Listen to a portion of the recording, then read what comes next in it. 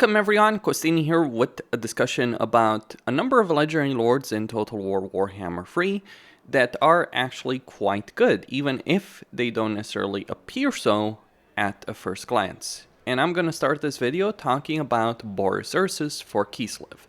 Now, I'm not going to talk about legendary lords that are in even decent races. No, I want to talk about legendary lords that are part of weak races, but because of their nature, because of their faction effects, because of their mechanics or lord skill line, they significantly elevate their races. Now, you could consider Axiatl as part of this list if you would want to, because he certainly takes the Lizardmen, which is a mediocre faction, and elevates them to incredible heights during the course of his campaign. But for weak races, we have Boris Ursus for Kislev. Kislev has a significant number of issues. The limitations imposed because of the economy of Kislev, the supporter systems, the invocation system. And Boris Ursus goes a long way towards making a Kislev campaign far more playable than it otherwise would be. Now, some people would consider Mother Astankia, but Mother Astankia has a weird campaign where she wants to go back to Kislev. She wants to engage with Kislev diplomatically to be able to access her power, but she doesn't start with that power. Yes, she has her curses, but she also has a lot of downsides. And from my perspective, Boris Ursus is still the best legendary lord of Kislev, because while he doesn't have the curses, he does have the entire unit roster of Kislev, and he does start with the ability of getting patriarchs. And he doesn't have to make his way halfway across the world to engage in diplomacy with Kislev. And he does stand a decent enough chance, if you play your cards right. I didn't in this campaign, but he does stand a decent enough chance to unify all of Kislev under his banner. Again, not something I necessarily pulled off in this particular campaign very well. So, let's talk about Boris Ursus. What makes him so good? Especially now that they've actually resolved one of the issues that he had, and they finally changed the commandment. So they added the commandment in patch 4.0, the Magic Words of Climate Change, fun name. But this didn't work in provinces that had like mixed climate, like in this case Tower Torment, which is frozen, and then Chaotic Wasteland. But now they have changed this, so if even a single settlement has Chaos Wasteland, you can use this particular commandment. And that opens up a whole different set of possibilities in a campaign, because you no longer have the downside. Now, even with that in mind, Boris Ursus still is in a pretty good spot when it comes to Chaos Wasteland compared to all the other legendary lords of Kislev. Because for him, owning Chaos Wasteland gives him 4 devotion per settlement in the Chaos Wasteland. And devotion is pretty useful because if you get it passively, then you can just constantly invoke Dash and get an economic benefit of 8% with a 15% income from trade tariffs benefit. So over here, while I'm certainly going bankrupt, maintaining the armies that I am in this particular campaign, specifically this particular army is making me go bankrupt.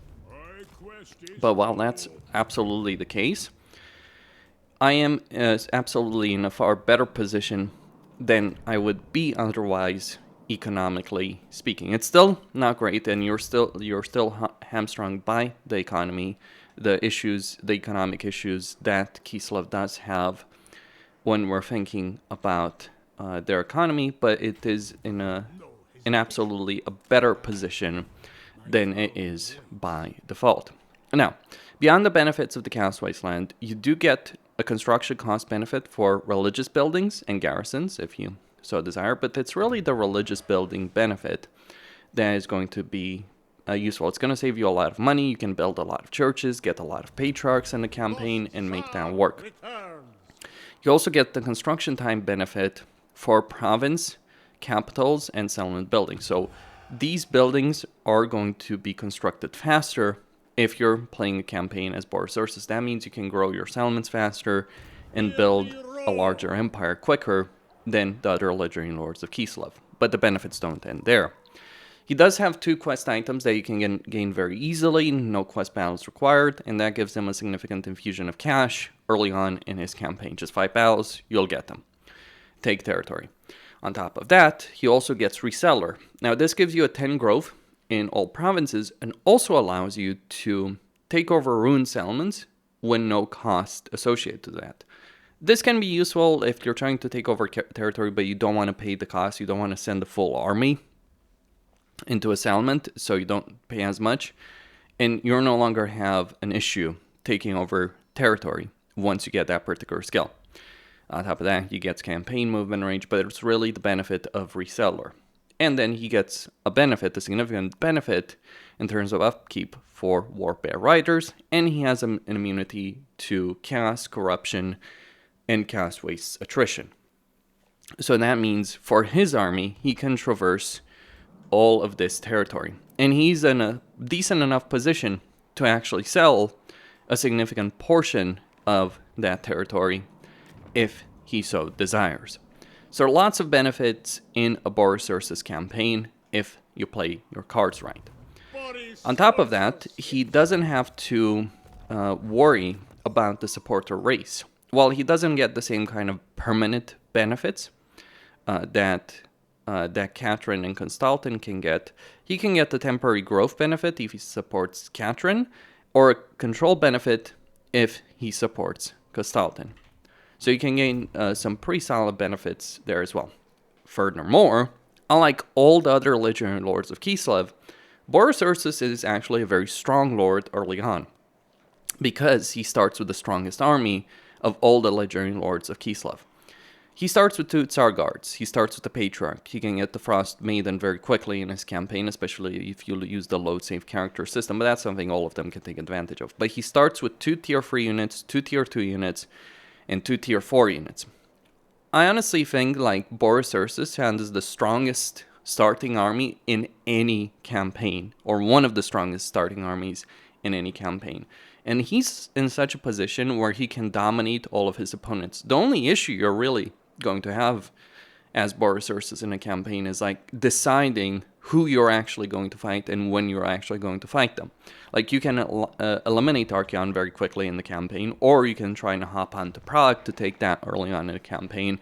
Pros and cons with each approach with respect to that. So in this case, I did wipe out Archeon fairly quickly in this campaign, but the cost of doing so, and well, the cost of achieving my short campaign victory condition is the fact that I'm not going to get Prague, which is certainly going to limit my campaign potential in the long term. But he does have that ability. In point of fact, he might be able to out-resolve his way through the vast majority of early game battles, and very few battles he'll have to actually fight, and the ones he'll fight, he will win those encounters, those combat encounters against his opponents. Also, because you're playing Boris Ursus and not Catherine or Constantin, that also means that you can just leave Kislev be and maybe, help them out to a certain extent.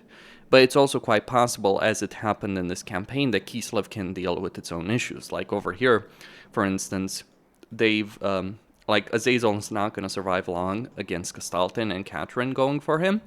Trog I already dealt with, well, to a limited extent, but I kind of dealt with him one way or another. And that means Kislev is free to do whatever the heck it wants. Like, fight Draika over here in the campaign if they so desire.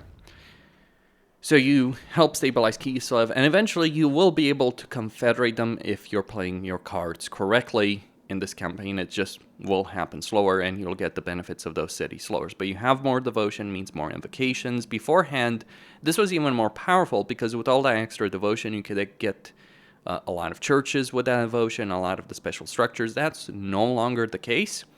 But because of the campaign flexibility, you have a lot more power on the campaign map than the other legendary lords of Kislev. Astankia is in a situation where her campaign is always going to be the same. But what makes Boris Ursus great, like when I say Astankia's campaign is always going to be the same, Astankia is always going to want to do the same things over and over. Wipe out Marafi, take all of the territory around Marafi, expand there how far you want to go, that's up to you. But then she'll want to teleport over here to Draika, get the diplomatic deal with Kislev. Now, where you want to focus after that point, that's your choice. But you're pretty much on a set path. Whereas Boris Ursus has a lot of flexibility. in his campaign. He can go for Kislev. You can even go to war against Prague and take it for yourself. Like what happened in this campaign is Vlad took Prague, then Catherine beat him out. But you can fight in the Castaways. You can fight in Kislev. You can go into the Empire, which is something Catherine, Kostaltyn, and even Astankia would do. Or you can go into the Darklands. Make Grimgor your best friend, because you hate the Chaos Dwarves, he hates the Chaos Dwarves. Let's just be friends. Wipe the filth from the face of the earth.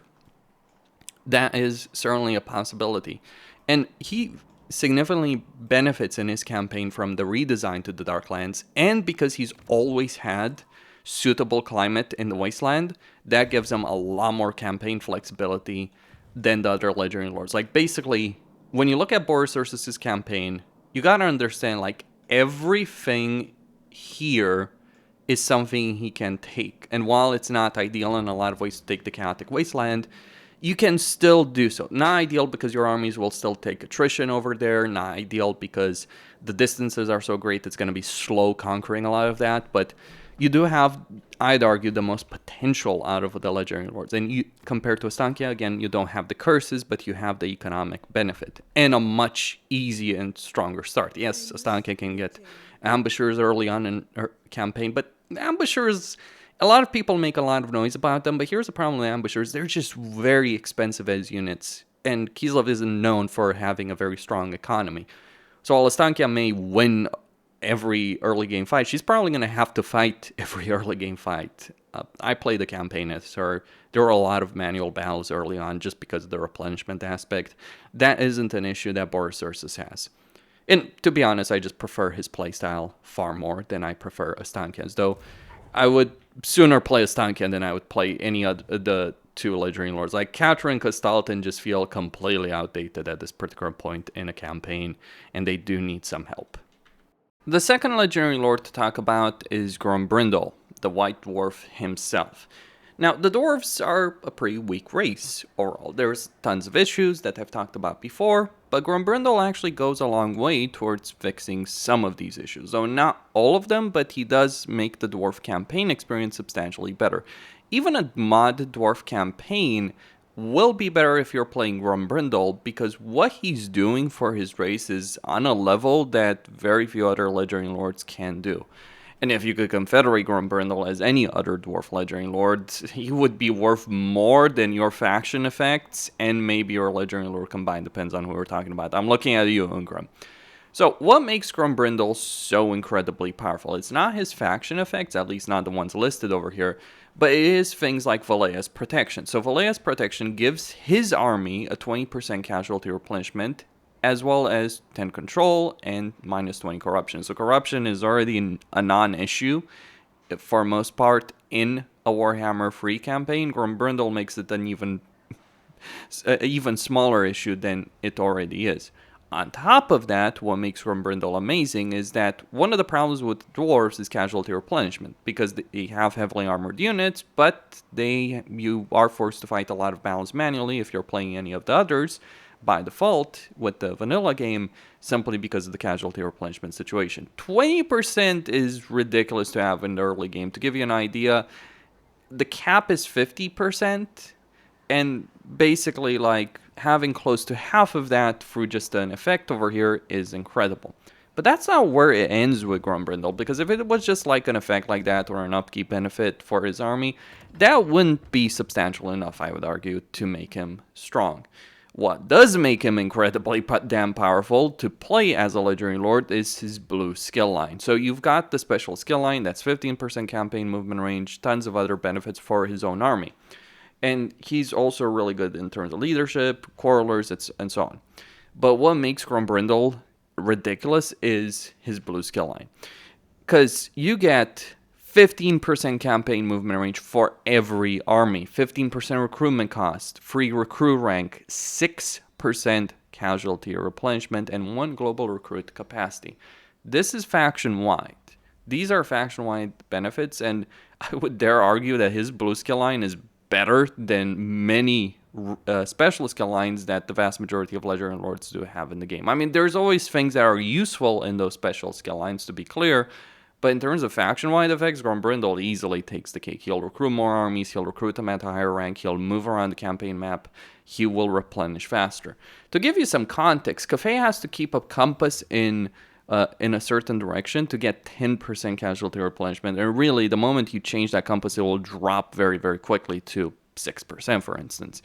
Whereas Grombrindle gets a flat-out 6% casualty replenishment faction-wide. This goes a fairly long way towards fixing a lot of the issues the dwarves have. So moving faster on the campaign map, replenishing fast, recruiting at a higher rank, it all ends up being a significant amount of strength that Grombrindle does have in his campaign. And also, his campaign is a lot simpler and easier to manage than any other dwarf legendary lord. Well, for a kind of, but only to a point, until like the guys to the west decide that they've had enough of him and decide to invade them, or Crockguard decides to invade you. But like with Grombrindle, you have one goal and one goal alone: to bully the shit out of Malekith. And it is a wonderful experience doing something like that. To bully Malekith and drive him out of Nagrand and tear his empire apart. That is all that you really are aiming for to do as Grombrindle. You do want to also deal with the elves, but it's not really a big priority, at least early on. Later on, sure, but even like considering that, like it's very, very easy to get to a point with your grudges that you are in a phenomenally good place and you're getting the benefits of not irked but satisfied. Now keep in mind this is modded, so some of the effects you're seeing here are because of the mods that I'm using, the Unforgotten Dwarf mod.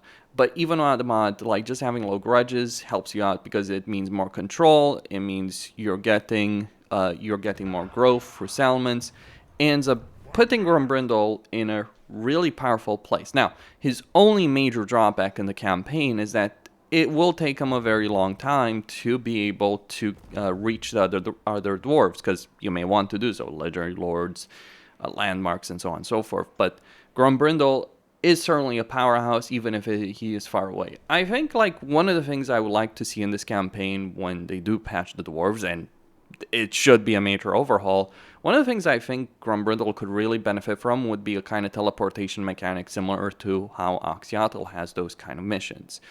To some extent or another, because that's what Grombrindle should be doing in the lore. He should be teleporting around helping the dwarves, or just helping the forces of order fight the forces of chaos. Not elves, though, for pretty clear and obvious reasons. But everyone else, yeah, I think that would be fair game when you're looking at it. But even so, even though it's a more limited campaign, it is very enjoyable to play this campaign and, hey, bully Malekith.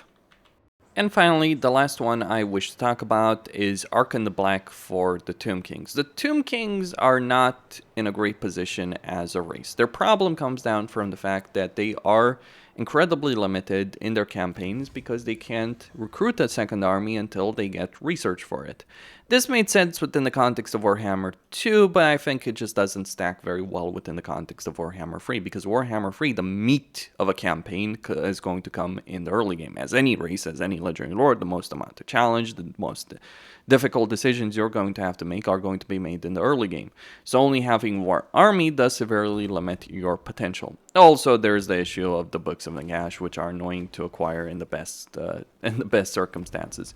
That is still an issue that Archon does have to deal with, but his campaign dynamic is substantially better than what the others have to deal with, have to contend with in their campaigns. To be clear, I do think that in a very long campaign, Cetra is better, and Khalida does have some of her own benefits.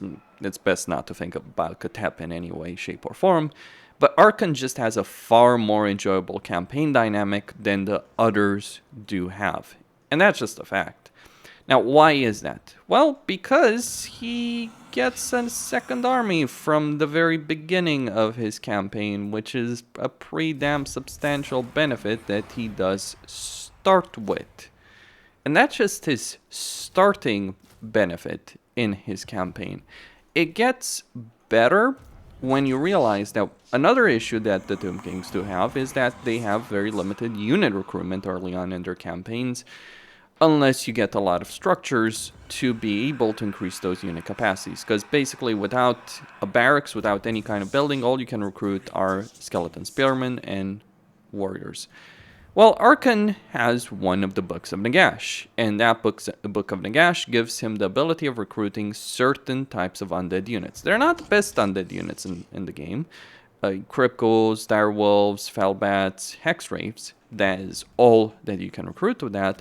But quite crucially, while these units aren't great, direwolves and cryptos are certainly solid enough of early game units that it is very well worth recruiting those units in your campaign. So you end up avoiding a lot of the issues that the other Tomb King campaigns do have. The limitation of units, the limitation of armies. You end up in a far better position as a result of that. Hell, you can even increase your research rate with the Staff of Nagash that you can pick up in the campaign. So overall, it ends up being a better campaign dynamic than what the others have to deal with. Heck, you can even increase your Lich Priest capacity with the Lich King skill, with the Lich King talent.